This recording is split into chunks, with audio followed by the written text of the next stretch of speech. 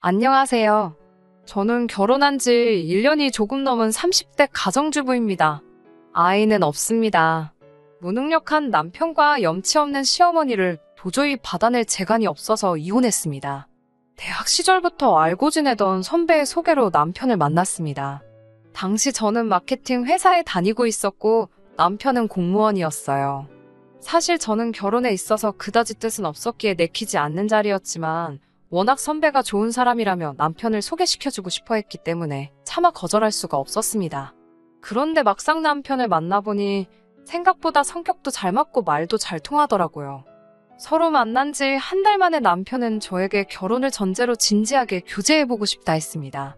저는 솔직히 속으로 사람 일이라는 게 앞으로 어떻게 될지 알고 그런 약속을 하나 싶었지만 그래도 남편이란 사람을 좀 더 알아가고 싶었기에 그러자고 했어요. 그리고 1년 반쯤 사귄 뒤 남편이 처음 말했던 것처럼 저희는 결혼을 약속하게 되었습니다. 남편은 직업 특성상 6시 전후로 퇴근이 가능했지만 저는 걸 빗하면 예상치 못한 야근을 해야 했어요. 그렇다 보니 돌이켜보면 사귄 기간에 비해 서로 가까이 붙어 지낸 시간은 길지가 않네요. 그래서 제가 남편에 대해서 제대로 파악하지 못했던 것 같기도 하고 여러모로 후회가 됩니다. 결혼 약속을 하고 얼마 지나지 않아 처음으로 시부모님과 식사를 하게 되었습니다.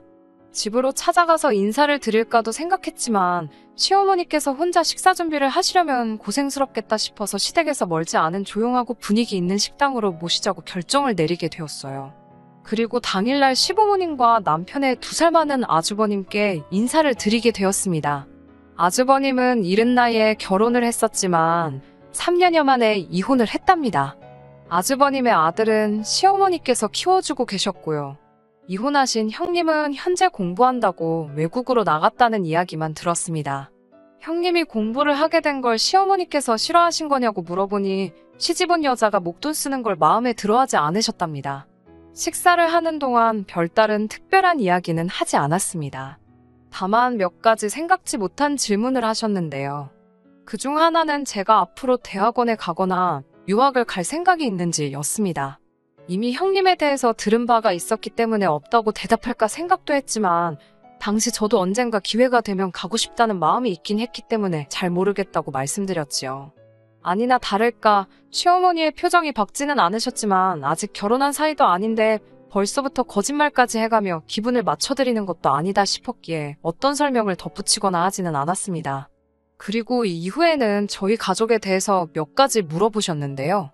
한마디로 저희 부모님의 재산 상태나 제 형제들의 배경이 궁금하신 것 같았습니다. 친정 부모님께서는 2분 다 교사로 지내시다 얼마 전 은퇴를 하셨고 지금은 연금과 2분이 모아두신 적금으로 생활하고 계시거든요. 하지만 그런 걸 제가 다 말씀드리기는 그래서 그냥 2분은 은퇴를 하셨고 노후 준비도 다 되어 있으시다고 적당히 둥글게 말씀드렸습니다. 그리고 제게는 남동생이 하나 있는데 남동생은 얼마 전 자기 사업을 해보고 싶다며 다니던 회사를 그만둔 상태였기에 사실 그대로 말씀드렸습니다. 그러자 시어머니께서는 마치 기다렸다는 듯이 일장연설을 하시더라고요. 요즘 젊은 사람들은 끈기가 없다. 어떻게든 한탕 해보려는 생각뿐이다와 같은 말들이요. 솔직히 제 남동생 이야기를 하다 이런 말씀을 하시니 점점 기분도 상하고 자리가 불편해지더군요. 도대체 무슨 말씀이 하고 싶으신 건지 의도를 파악할 수 없던 그때 본론을 꺼내셨습니다. 당신 아들 이야기를 하고 싶으신 거였어요. 당신 아들은 시간이 걸렸지만 저렇게 꾸준하고 안정적인 공무원이라는 직업을 갖게 되었다고요. 그냥 처음부터 당신 아들이 공무원이라 이런 점이 좋다고 말씀하시면 되지 왜 엄한 사람을 깔아내리는지 이해가 되지 않았습니다. 잠시 어머님은 화장실로 아주버님은 전화통화로 자리를 비우셨을 때 제가 남편에게 왜 저런 식으로 말씀하시냐 물으니 저 나이 때 어른들이 다 똑같지 않냐고 자존심이 세고 나이도 많아서 그런 거라며 저더러 그냥 이해하고 넘어가 달랍니다. 결국 찝찝하고 불쾌했지만 참고 지나갔네요. 그런데 상견례까지 마치고 나서 진짜 고비가 찾아왔었습니다. 이전부터 남편에게 제가 농담 반 진담 반으로 돈은 많이 모아뒀냐고 물으면 남편은 저 하나 책임지는 건 일도 아니라며 장난처럼 넘어갔었는데요.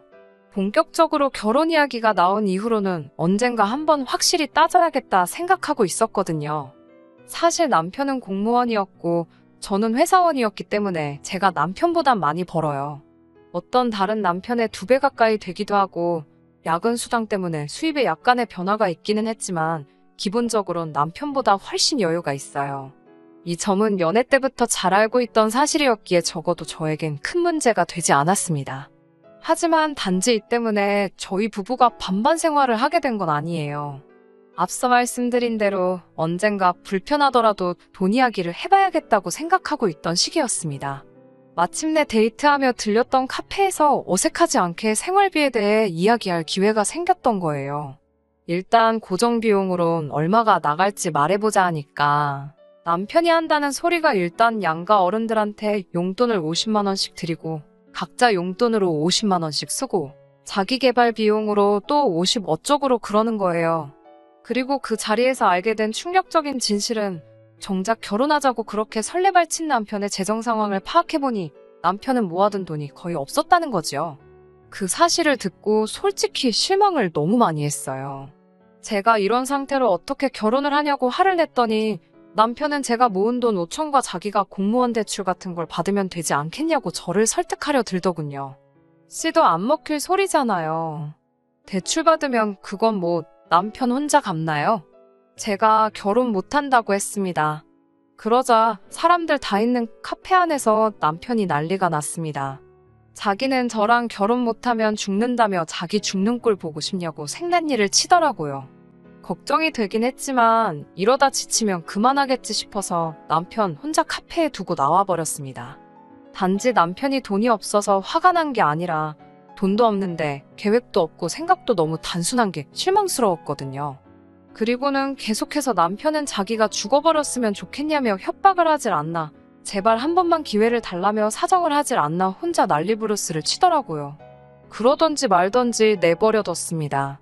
남편이 어떤 해결책을 가져오길 바랬어요. 그렇게 한 2주 정도 지났을 무렵 남편에게서 사진 하나가 도착했어요. 제가 원하는 대로 해주려고 했는데 잘 안 됐다며 병원에 누워있는 사진이었습니다.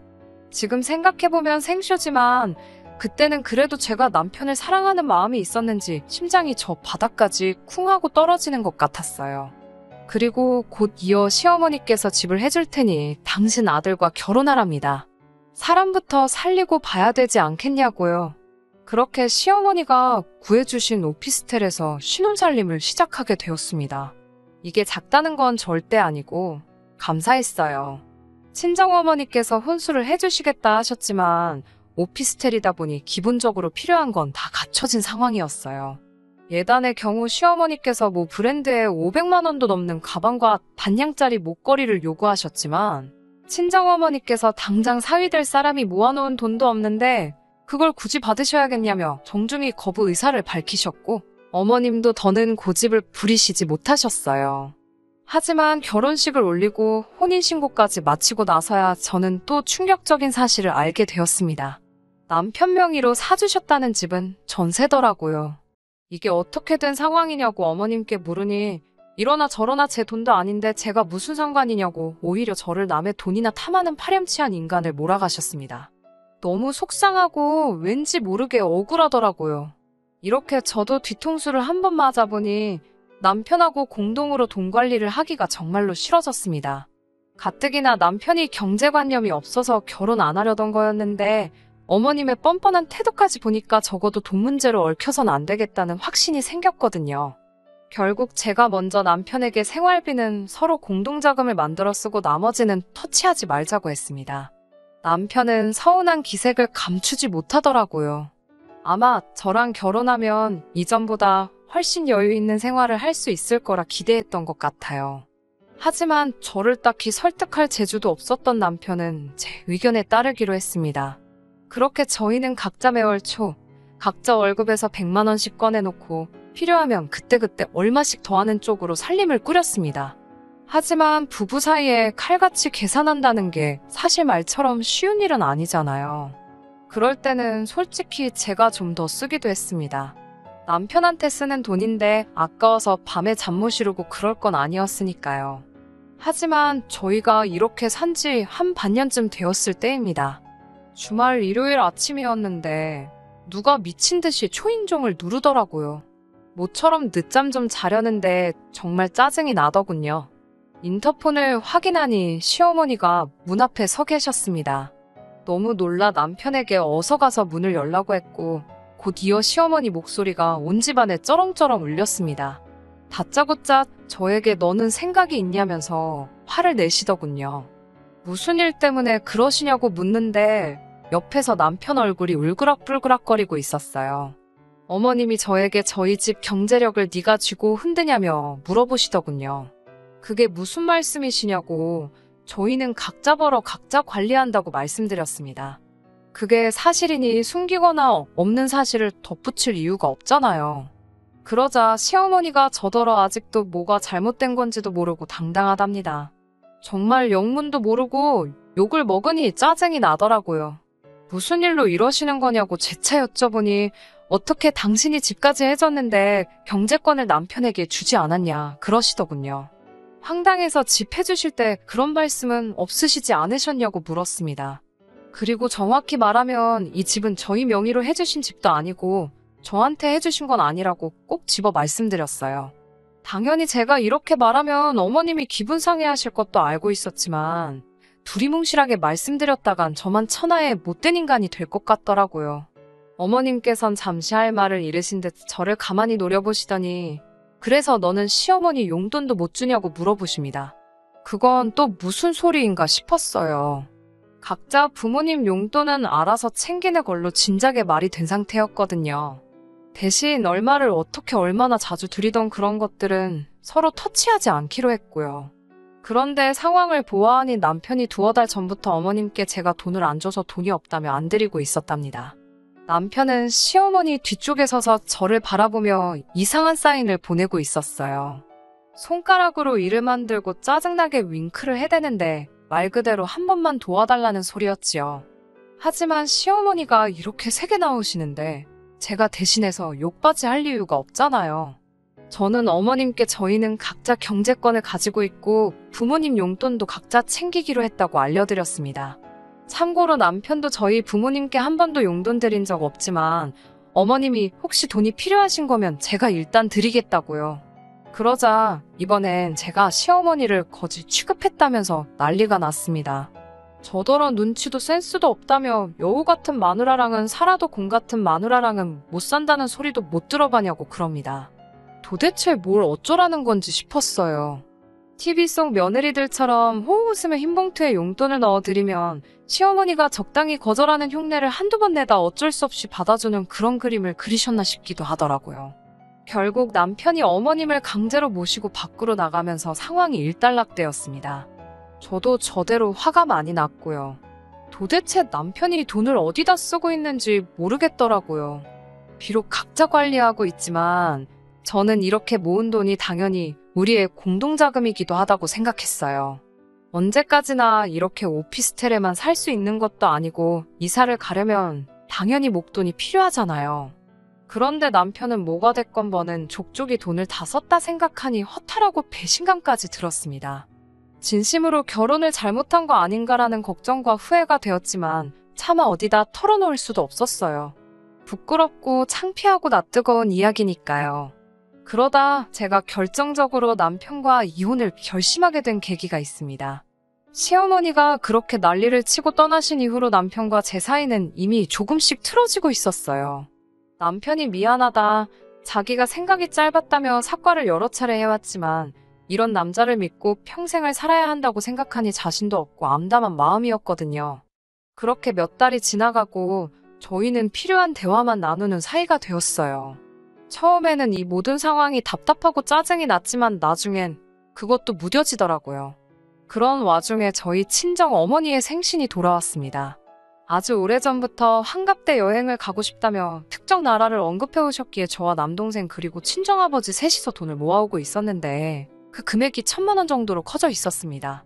금액을 정해서 모은 건 아니고 그달 여유 있는 사람이 조금 더 넣고 그런 식이었어요. 저는 회사에 휴가를 냈고 남편에게 저희 어머니 생신이라고 알렸습니다. 여행을 갈까 하는데 같이 가겠냐고도 물었어요. 어찌됐건 남편이고 사위이니까요. 그런데 남편은 장모님 생신이라는데도 자긴 그날 약속이 있다며 저만 다녀오랍니다. 그리고 당일날 아침에 제가 출발하려니까 잘 갔다 오란 말 한마디도 없고 돈 10만 원도 없더라고요. 솔직히 돈 10만 원이야 없어도 그만이지만 장모님 생신이라는데 어떻게 저렇게 인색한가 싶었어요. 저는 남편이랑 냉전 중이었어도 시어머니 생신 때 50만 원 따로 보내드리고 시부모님 모시고 외식도 했었는데 씁쓸하더군요. 하지만 제가 돈 10만 원 때문에 이혼을 결심한 건 아닙니다. 며칠 뒤 회사에서 일하고 있는데 시어머니께 연락이 왔어요. 당장 전화하라는 짧은 문자였습니다. 좀처럼 짬이 나지 않아서 점심시간이 돼서야 전화를 드릴 수 있었는데요. 다짜고짜 화를 내시면서 저더러 친정으로 돈 빼돌리냐고 물으셨습니다. 황당하고 어이없는 말에 그게 무슨 소리냐 하니 저더러 남편하고 10원짜리 하나도 나눠 쓰기 싫어서 반반 살림하면서 뒤로는 해외여행이나 다니고 그러냐며 저더러 신보가 고약하답니다. 자기 아들은 돈이 없어서 기가 죽어다녀 안쓰러워 죽겠는데 며느리는 돈 벌어서 친정에 퍼나르기 바쁘다며 자기는 며느리 복도 지질이 없답니다.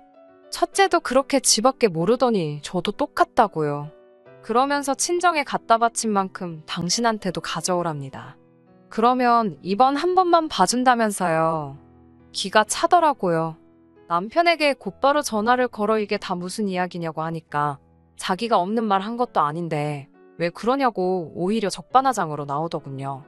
저더러 어머님 생신 때는 돈 몇 푼으로 때우더니 정말 너무하답니다. 시부모도 부모라는데 그렇게 대놓고 차별하는 게 아니래요. 저도 그때는 악에 받쳐서 너는 우리 엄마 생신 때 뭐 한 거 있냐고 따졌습니다. 그러자 저더러 한다는 소리가 자기가 돈 많이 못 버는 거 알면서 남의 상처를 후벼 판다는 거예요. 자기가 있으면 안 해줬겠냐고요. 못 해주는 사람 마음은 생각지도 않고 정말 너무하답니다. 억지도 이런 억지가 없잖아요. 한 번 더 생각해보고 말고 할 것도 없이 저는 남편에게 그만하자고 했습니다. 이렇게 살 바엔 이혼하고 각자 도생하는 게 낫겠다고요. 남편은 저더러 정말 너무하다면서 미안하다고 한마디만 하면 될 상황을 최악까지 끌고 간다며 제 탓을 하더라고요. 이쯤에서 그만하고 시어머니가 일전에 예단으로 받고 싶어 하시던 그 명품백 하나 사오면 된답니다. 그리고 어머님께 죄송하다 사죄하면 된다대요. 한다는 소리가 이혼해봤자 결혼생활 1년 미만이라 위자료도 못 받을 거라며 비아냥거리더군요. 누가 보면 진짜 재산 꽤나 손에 쥐고 없는 집에서 시집온 며느리한테 유세 떠는 모양새였습니다. 저는 너 전부 다 가지라고 난 하나도 필요 없다고 제발 내 인생에서 꺼져달라고 했습니다. 남편은 제 이런 반응을 생각지도 못했는지 너 그럼 이 집에서 나가야 된다며 생각 잘하라고 기회를 준다는 헛소리를 계속해댔어요. 저는 걱정 말라고 지금 당장 나갈 참이라고 서류 보내면 도장이나 제때 찍으라고 했습니다. 그리고는 짐 챙겨서 나와가지고서 그 길로 남편에게 이혼 서류 보냈습니다. 며칠 뒤 남편은 자기가 곰곰이 생각해봤는데 자기가 생각이 짧았던 것 같다며 우리 서로 좋은 공부한 셈 치고 넘어가잡니다. 이로써 우리 부부 사이가 한층 더 단단해졌다고 생각하자는 헛소리를 해대더군요. 시부모님도 젊은 사람들끼리 살다 보면 이런 일도 있고 저런 일도 있는 거라며 아무리 그래도 시집온 여자가 친정에 짐 싸들고 가는 건 아니지 않냐고 이쯤에서 적당히 하고 그만하랍니다. 저는 남편과 시부모에게 나는 한다고 마음먹으면 하는 성격이지 누구처럼 생쇼는 안 한다고 그랬어요. 그러자 남편은 또 지난번처럼 정말 자기 어떻게 되는 꼴을 봐야 정신 차릴 거냐면서 울고 짜고 난리를 치더라고요. 미치려면 곱게 미치라고 엄한 사람 건드리지 말라고 했습니다. 결국 이혼은 소송으로 이어지게 되었고요. 남편이 항소를 하면서 시간이 좀 길어지게 됐지만 결국엔 제가 이겼습니다. 위자료도 결혼 생활이 짧아서 얼마 되진 않았지만 그래도 변호사 수임료 낼 정도는 받을 수 있었어요. 비로소 진짜로 혼자가 되니까 이렇게 편할 수가 없습니다. 사실 남편하고 한 집에 있으면서 눈에 멀쩡히 보이는 사람을 안 보이는 척 무시하는 게 쉬운 일은 아니었거든요. 남편도 그랬을 거예요. 그런데 이제 정말 그 꼴을 안 봐도 되니 얼마나 개운하던지 쓸데없는 죄책감도 안 느껴도 되고 여러모로 알터니가 빠진 듯 속이 후련합니다.